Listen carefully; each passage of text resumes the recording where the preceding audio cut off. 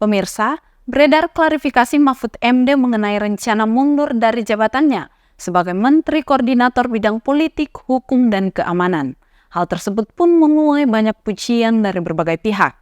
Pengamat politik Universitas Hasanuddin pun turut mengapresiasi keputusan yang diambil oleh mantan Hakim Konstitusi tersebut. Simak berita selengkapnya untuk Anda. Menteri Koordinator Bidang Politik, Hukum dan Keamanan Muhammad Mahfud Mahmudin atau Mahfud MD mengumumkan pengunduran dirinya dari jabatan Menko Polhukam kepada Presiden Joko Widodo di Istana Kepresidenan Jakarta pada Kamis 1 Februari 2024. Mahfud MD mengungkapkan rasa terima kasihnya kepada Presiden Jokowi atas kepercayaan yang telah diberikan padanya sejak 19 Oktober 2019 untuk menjabat sebagai Menko Polhukam. Baginya penunjukan ini merupakan penghormatan dari Presiden Jokowi. Wacana mengenai kemungkinan Mahfud mundur dari kabinet telah muncul beberapa pekan terakhir. Pada Rabu 31 Januari 2024, Mahfud secara terbuka menyatakan telah menyiapkan surat pengunduran diri yang akan dia serahkan kepada Presiden Jokowi. Keputusan Mahfud untuk melepaskan jabatannya sebagai Menko Polhukam diambil karena dia maju sebagai calon wakil presiden nomor urut 3, mendampingi Ganjar Pranowo yang diusung oleh PDI Perjuangan atau PDIP. Langkah Mahfud ini mendapat apresiasi dari berbagai kalangan. Dilansir dari Kompas.com, mantan Komisioner Komisi Pemberantasan Korupsi, Eri Rijana Harjapamekas, menyebutkan bahwa pengunduran diri Mahfud adalah contoh nyata seorang pemimpin yang mampu mengendalikan keinginan berkuasa. Ya saya kira itu itu kan Pak Rocky Gerung yang Tapi kalau saya melihat memang kalau kita mencermati Gibran lebih banyak bicara dengan bahasa tubuh begitu. Iya. Ya, beberapa gimmick dilakukan, beberapa gestur ditunjukkan misalnya seperti itu, dan suka atau tidak suka tentu itu membawa pesan. Itu pasti ada kepentingan di dalamnya ya, ada dorongan upaya untuk melakukan sesuatu atau pesan tertentu yang mau disampaikan dengan gimmick seperti itu. Karena kalau kita melihat sebenarnya, kalau kita melihat pada substansi yang disampaikan sebenarnya tidak ada hal yang luar biasa. Tidak ada visi yang sangat luar biasa, yang sangat wah yang kemudian membuat orang kemudian akan memastikan sudah pasti ini atau ini sudah sangat baik. Tidak ada. Ya. Yang ada kemudian kan orang memperhatikan apa yang dilakukan, gerakan yang dilakukan, pilihan katanya, bagaimana kemudian pilihan diksi yang dikutakan, bagaimana itu disampaikan, bagaimana kemudian mimik yang ditunjukkan ketika itu. Nah, lebih banyak memang bicara dari konteks itu sehingga kemudian orang menangkap ya, karena kalau dari kalimat sebenarnya kan tidak ada hal yang dalam tanda petik yang dianggap betul-betul sangat menyerang, itu kan tidak ada. Tapi kemudian ketika itu disertai dengan gestur itu menjadi sesuatu yang seperti penekanan gitu. Contoh misalnya ketika menunduk kemudian melihat, saya kok tidak melihat jawaban Pak Mahfud begitu ya. Itu kan misalnya saya sedang mencari-cari kok tidak ada misalnya. Itu kan jawaban itu bisa jadi kalau itu misalnya tidak diikuti gestur misalnya, kalau itu hanya dikatakan saya kok tidak mendapat esensi dari jawaban Pak Mahfud kan tidak masalah. Tapi ketika dia pakai gerakan melihat, mencari dan seterusnya, itu kan kemudian dianggap seperti seolah-olah betul-betul kosong dan tidak ada. Nah, ini kan bisa jadi dianggap sebagai dianggap sebagai sesuatu yang menganggap Pak Mahfud tidak ada apa-apanya begitu. Ya, dan itu juga tidak hanya saya kira saya tidak juga ke Pak Mahfud ya, ke Caimin juga kurang lebih seperti itu ya, dengan gestur yang berbeda.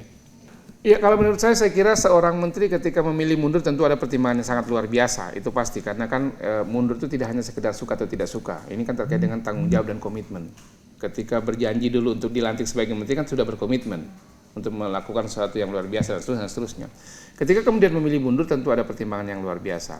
Nah, pertimbangan itu biasanya akan terkait dengan mungkin satu ketidakmampuan lagi untuk menjalankan kebijakan dari pimpinan misalnya gitu.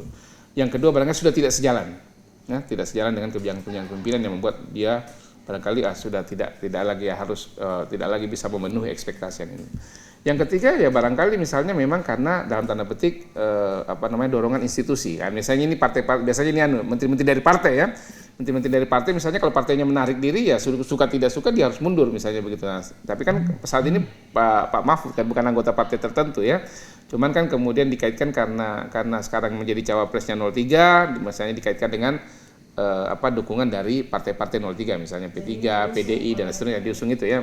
Bisa jadi kalau itu yang jadi masalah ya, kalau itu yang masalah. Tapi kalau saya lihat dari Pak Mahfud, kalaupun misalnya memang memilih mundur, tentu ada alasan yang sangat luar biasa. Yang mungkin saya kira tidak mungkin dikaitkan dengan partai politik.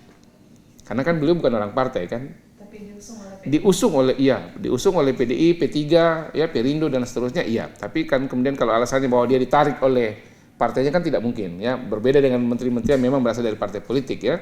Misalnya barangkali Pak Erlangga dari Golkar, misalnya Pak Zulkifli Hasan dari PAN misalnya. Kalau partainya memutuskan untuk menarik ya suka tidak suka, masih cocok atau tidak cocok lagi itu harus diikuti. Tapi kalau Pak Mahfud kan sekali lagi itu beliau bukan dari partai politik, sehingga kemudian hampir tidak mungkin saya kira itu karena alasan ditarik oleh partainya kan. Yang ada barangkali adalah tidak lagi sejalan. Ya, tidak lagi sejalan dengan apa apa visi dan misinya sebagai seorang menteri dengan apa yang diinginkan oleh pemimpin. Ya, itu saya kira yang ada. Nah, mundur itu sebenarnya itu bisa juga berarti bahwa itu dalam tanda petik protes, ya, atau pernyataan ketidakcocokan misalnya kepada pimpinannya ya, bahwa memang sudah tidak bisa lagi menjalankan apa yang menjadi tanggung jawabnya begitu. Jadi ya wacana mundur itu saya kira dikaitkan dengan ada ketidakcocokan begitu, tidak cocok lagi begitu ya di dalam konteks ini. Meskipun kemudian orang akan mengaitkan dengan karena dia diusung dia diusung oleh PDIP, P3 dan ini dan seterusnya, kemudian itu tidak sejalan, cenderung terlihat tidak sejalan lagi dengan Jokowi, kemudian memilih mundur. Kalau itu kan juga PDIP ada menteri yang lain, gitu ya. PDIP kan juga punya menteri yang lain, misalnya di Nasdem juga ada menteri yang lain, misalnya yang mungkin tidak mengusung pasangan yang cenderung didukung oleh Jokowi misalnya, itu juga ada, tapi kan juga tidak mundur begitu. Sehingga kemudian ya Pak Anu ketika melihat Pak Mahfud ini tentu misalnya ada hal yang mungkin sangat mendasar yang saya kira pertimbangannya ada pada Pak Mahfud. Sementara itu, pengamat politik dan dekan Fakultas Ilmu Sosial dan Ilmu Politik Universitas Hasanuddin, Profesor Dr. Phil Sukri MSI, menekankan bahwa keputusan Mahfud MD untuk mundur dari posisi Menko Polhukam menunjukkan etika yang tinggi dari seorang pejabat pemerintahan yang bersiap mengikuti kontestasi pemilihan umum. Rahmatia Taslia Ramadhani, Unhas TV.